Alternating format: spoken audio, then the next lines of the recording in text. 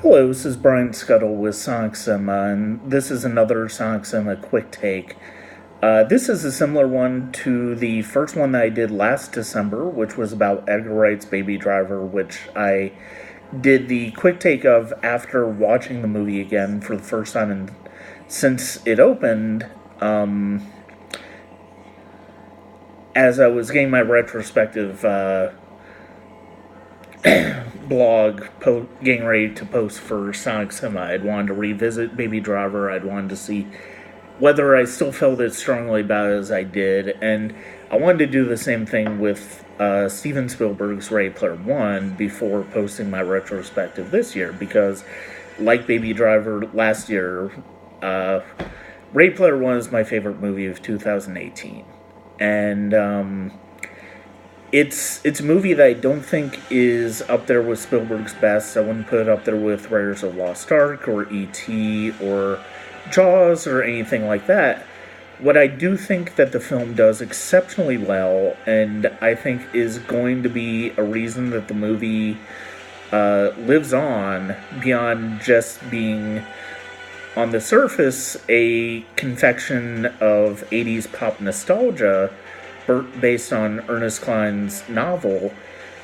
I think the movie's biggest strength is thematic, and this is something that Spielberg's science fiction work in particular, whether you're talking about AI, whether you're talking about Close Encounters, whether you're talking about Minority Report, it all has in common. And what Spielberg is ultimately talking about in this movie, and that I think is so beautiful about the movie, is that he's talking about us as a society and how we relate to other people virtually in the virtual world, whether it's MySpace or Facebook or Twitter,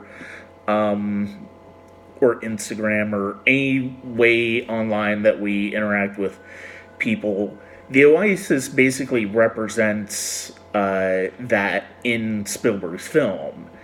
And, there's a very direct adventure story in it that's really entertaining, really engaging, I think. And yes, a lot of the pop culture stuff is wonderful to watch, especially the second act, the second challenge that Wade and the High Fives come up against when it comes to finding Halliday's Easter egg, which is a phenomenal recreation of movie music, of images and scenes from The Shining, which is one of my favorite set pieces of all time, and it's my favorite horror film of all time. And that's all great for the surface, but ultimately what Spielberg is doing with this movie is that the basic adventure part with Wade is not the most important part. The most important part is that he comes to understand the same things that Halliday did before he died, which is that personal interaction, human interaction, cannot be replaced with virtual interactions that we have online. It's a great conduit to understanding the world better, but it's ultimately not the most important part of it. You have to be able to communicate with other people. You have to be able to engage with other people. And yes, the idea of posting this video on YouTube and writing on Sonic Cinema is hilariously ironic when it comes to getting this point across. But the fact of the matter is, it's one of the things that I've really wanted to do with Sonic Cinema with my the videos that I post here, whether it's a podcast or one of these quick takes, or whether it's my movie reviews, is I want to impart on the listener or the reader or the viewer basically how I view the world. And that's one of the things that I think is so brilliant about what Spielberg does in Ready Player One, is because, and one of the things that's so genius about his adaptation of the material is that he's basically Halliday reaching out to the audience and saying, here's how I viewed this is how I viewed. It's kind of autobiographical, I think. In a lot of his science fiction work is. I think he's talking about ideas that are important to him in his sci-fi work and all of his films. But I would say that Ready Player One, thematically speaking, is as important to us a as moviegoers and as individuals to consider and really struggle with the ideas behind it as The Post or Schindler's List or Saving Private Ryan. I think it's up there. Even if I don't think it's as good as any of those films, I think it's got some issues. I think Wade Watts is ultimately a very one-dimensional character. I think a lot of the characters are very one-dimensional. Ben Mendelsohn plays a great villain. Unfortunately, it's like villains he played in Rogue One and in Robin Hood, but it's a very standard adventure story. And but if it were more than that, I wouldn't have been able to.